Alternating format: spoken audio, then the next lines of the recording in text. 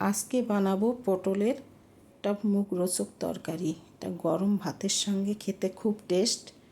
তো পটলটাকে আমি এইভাবে কেটে ওর মাঝের অংশটা বের করে নিয়েছি আর পেঁয়াজ কুচিয়ে নিয়েছি। এবার পেঁয়াজটাকে তেলের মধ্যে দিলাম, লবণ, হলুদ, লঙ্কা গুঁড়া সব দিয়ে পেঁয়াজটাকে ভালো করে কষিয়ে নেব।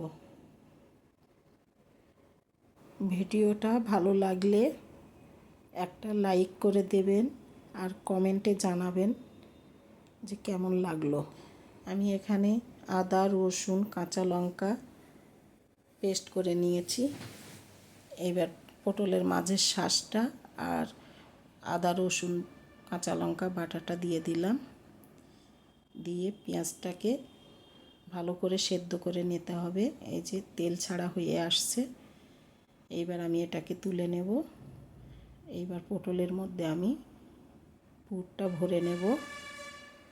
আর কড়াইয়ের মধ্যে আমি দিলাম এখানে ডালচিনি, কালো জিরা ফোড়ন দিয়ে আমি ওই পটলগুলোকে দিয়ে দিলাম।